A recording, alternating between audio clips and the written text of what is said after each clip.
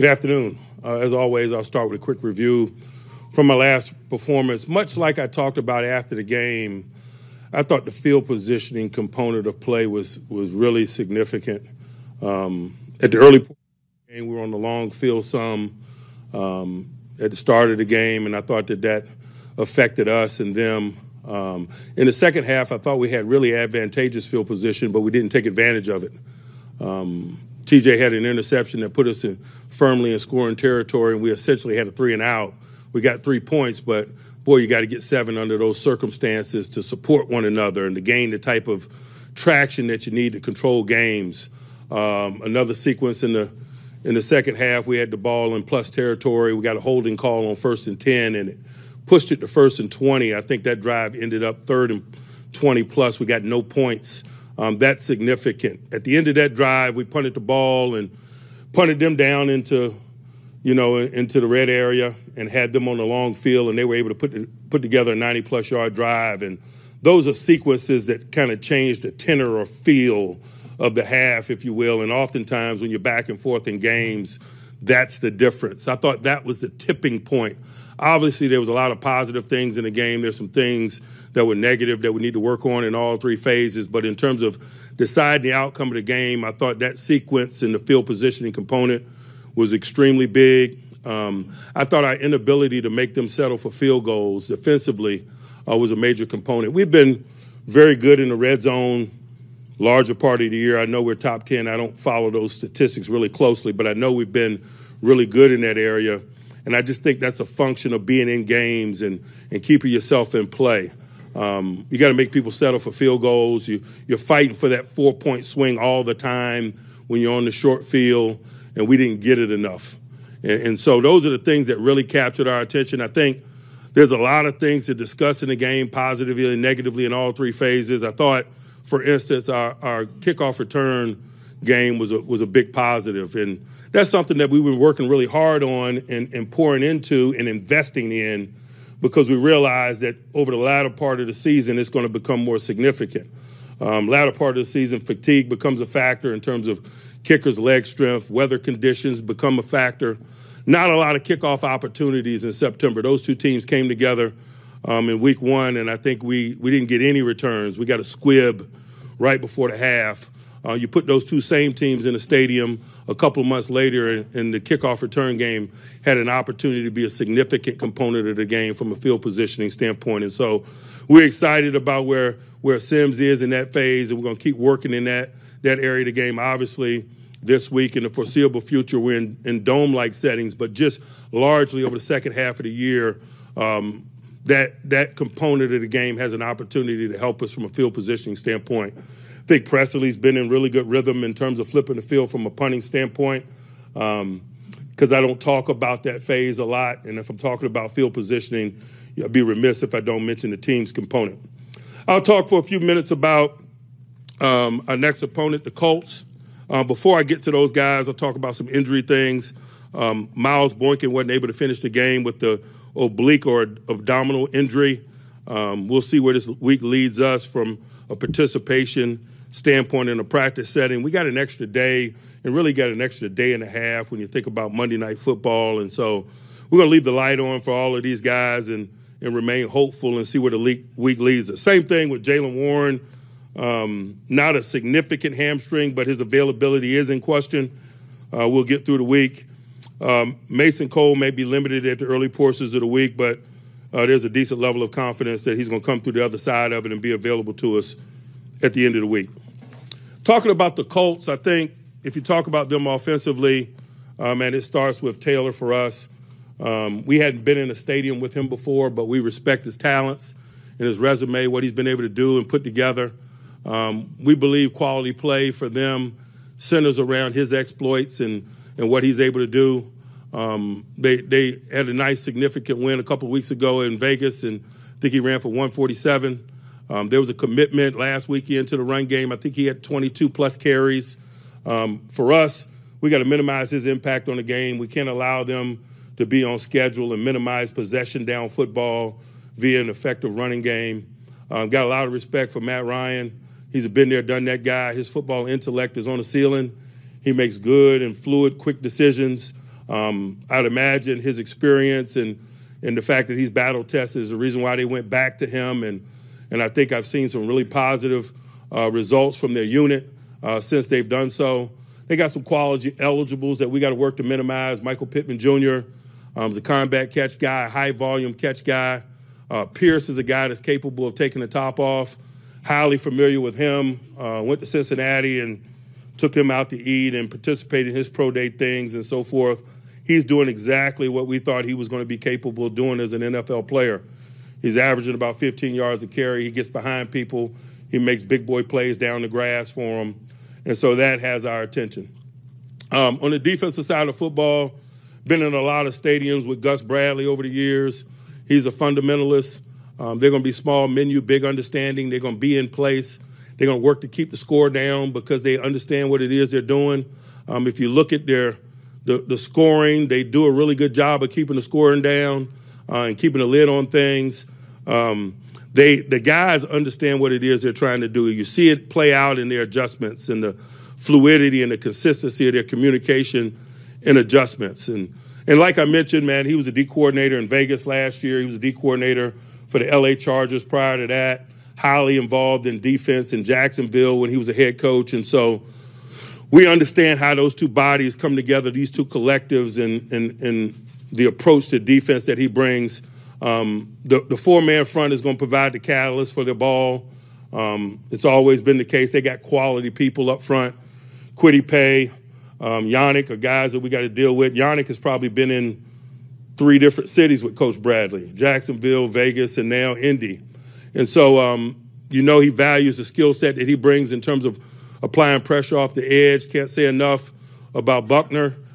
He's just dangerous, man. He's long. He's tough to deal with inside. He's highly aware. Those guys provide the wave that the other guys ride. If we want to have a good day, we can't allow those guys to dominate the game. We got to stay on schedule in an effort to maybe minimize their ability to dominate the game. They got a quality shutdown corner in Gilmore. He matched Brown last week. He's capable of matching. They're capable of playing right and left. He's a savvy veteran guy that stays on top, that allows them to push and lean middle of the field players and coverage elsewhere. But largely, man, they're a group that is fundamentalist in their approach. They play fast. They get after the quarterback. They hunt the football. They do the things that allow them to have a high floor and keep the score down. And so we got to take care of the ball. We got to stay on schedule. We can't allow their bigs to be dominant and impact the game in the ways that they would desire for them to. I think back to some of the times that we've been in stadium with Coach Bradley before. That's kind of always the agenda. Mason Crosby in Vegas, Bosa and that group out there when he was with the Chargers, and then Calais Campbell and the collection of rushers that they had when he was down in Jacksonville. That's reflective of the type of ball they desire to play. And so we got a good understanding of that, but understanding is just a component of it. We got a lot of work ahead of us in terms of putting together a good plan and readying our guys and dividing the labor up. We're excited about Monday Night Ball. We don't take that for granted. To play in front of primetime television audience and our peers, man, that's something that we covet. But we show our respect for it by how we prepare, our singleness of purpose, and then ultimately how we play. And so that's where our focus will be. I'll pause and open it up for questions. Mike, when you look back at the game, could you tell what was the difference offensively between your first half and the second half, and do you buy into when other players say you're predictable? That's what they say when they're having success, and they don't say it when they're not. And so I don't worry much about that. I focus on the things that are within our control. And, when I look at the tape, there were some repeat concepts, but Cincinnati was in some repeat concepts. And that's football. When it's good on good, particularly in the latter part of the season, there's very little secrets. I don't know that we were all that surprised by anything that they did offensively. So then it comes down to execution. And that's where I like to keep our focus, man. We got to execute better. We got to make makeable plays, and that's our goal. And so that's where our focus is as we lean in on this week's opportunity and less about some of the fodder that you speak of. It seems as if Kenny stepped up in the pocket this week when pressure was coming and made some exceptional passes. How important is that to his growth to be able to recognize that pressure and step up? It is significant.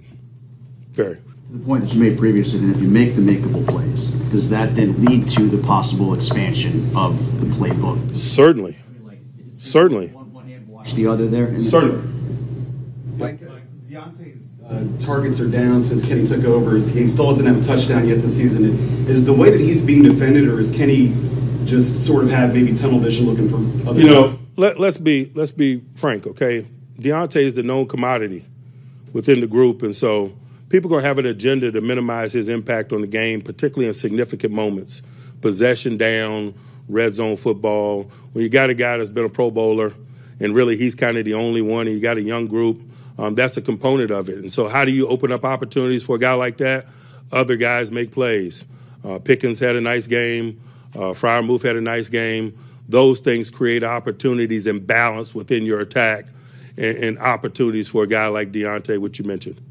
How do you keep Deontay's spirits up when he's not getting the targets and he wants to be more involved? He's a professional. Obviously, there's frustrations. He wants to be a component of why we win and a significant component, but he is also a professional and he understands the dynamics of team play and what has to transpire for him to get opportunities.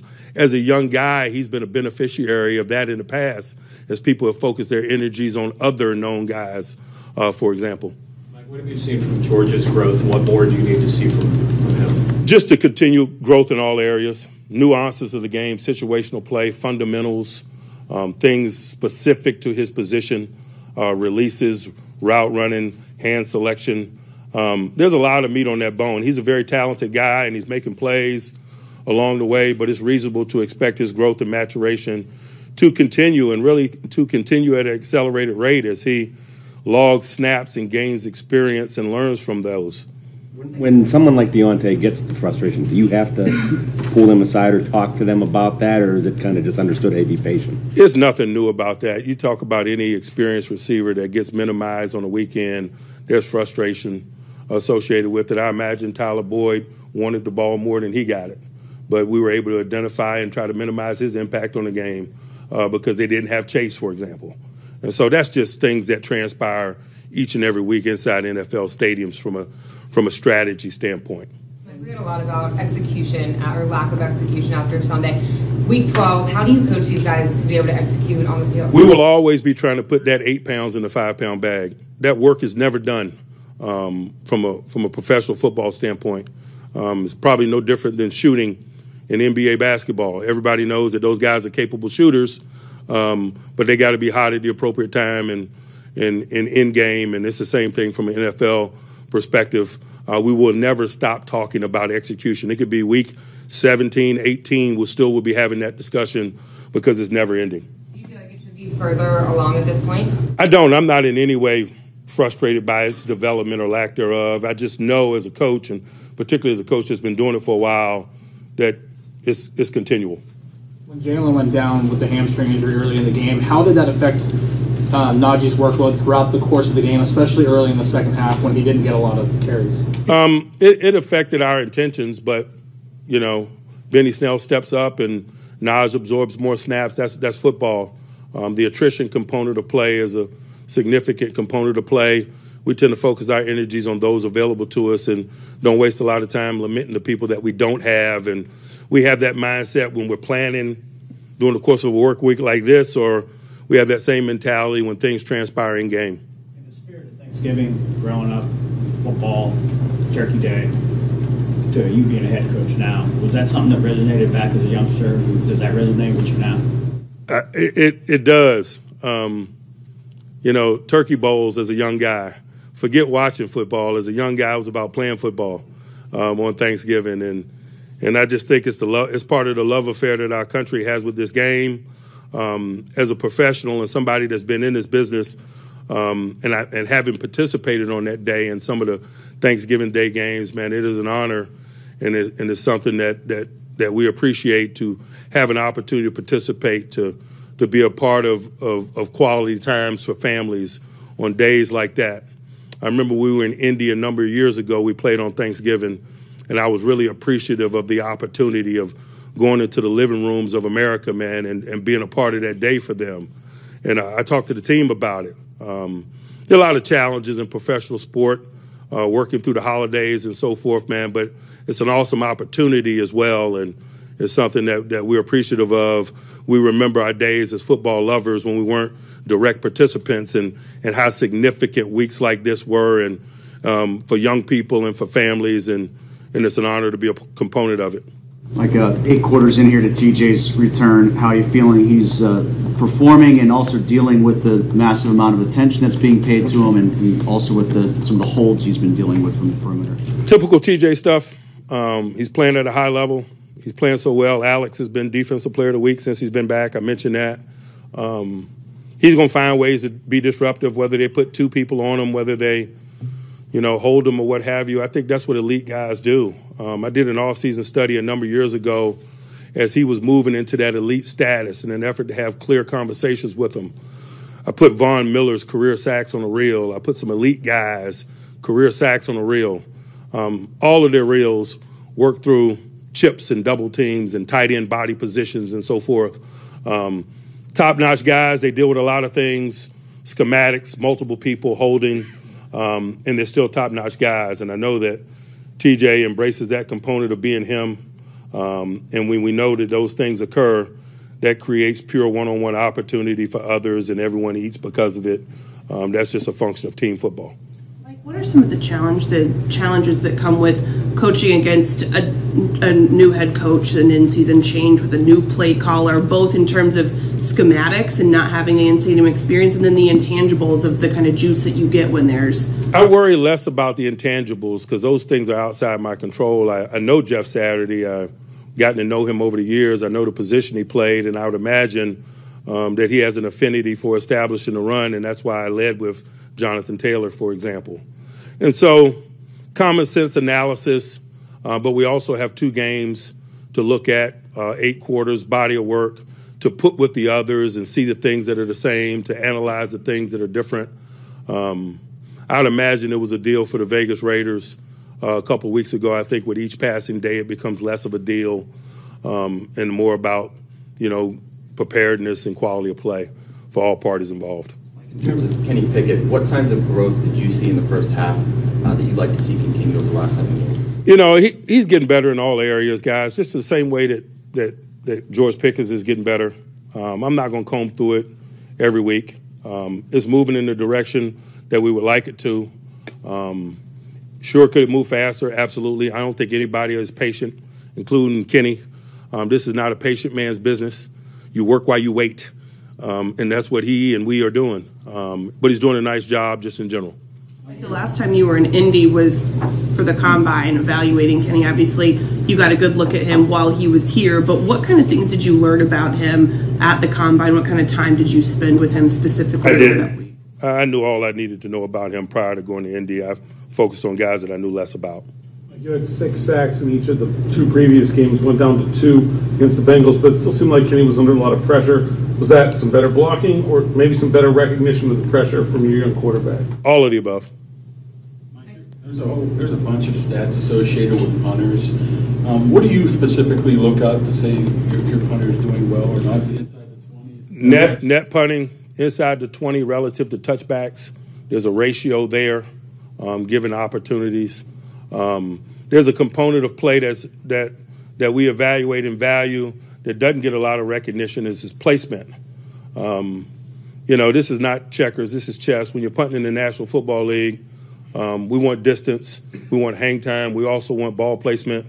Balls in the middle of the field are not good. Balls on the sideline are great. And so there's a lot of things that come into the evaluation of punting play in today's game, and Presley's doing a good job in year 2 of really growing in all areas and checking the boxes that we need him to check in terms of being a positive contributor to our efforts. Mike, that directional punting was something to the sideline he did about 2 or 3 times the other day. Was that as well as he's done that? He's been working extremely hard. I can't really pinpoint exactly right now, but it was a good performance, yes. Back to Kenny, I know he's pretty even keeled across the board, but how does he deal with some of this adversity, these losses? when we don't get to see him behind the scenes? He'd be better equipped to answer that than I. But, you know, he's a football junkie, man. He's a competitor. You know, in stadium, obviously he's emotional. There's emotions. But out of stadium, he's a professional. Anyone else? Mike, there was some talk that maybe Jeff Saturday wasn't qualified for the job. Being part of that profession, what is your thoughts on that? My opinion doesn't matter. I'm not a part of that organization. I'm not a part of the decision-making process. I know Jeff. I like Jeff. I think he's a dynamic personality and football lover and charismatic leader. But I have no opinion worth mentioning regarding their hiring practices or that selection in particular. It's irrelevant to me. I'm focused on the preparation of this group relative to us stepping in that stadium against that group Monday night. The fact that they got guys like Gus Bradley, you spend a lot of time talking about your opens, that would make something like that possible, functional with guys like that. Again, I'm not inside their organization, and I don't know what discussions were had and what variables were significant in terms of the construction of their current makeup. But I'm sure it was tangible reasoning, and I'm sure they're comfortable with it. Mike, inside your locker room, your organization, do you feel like all these guys are bought in right now? I do. All right, thanks, Coach. Great, thanks, guys.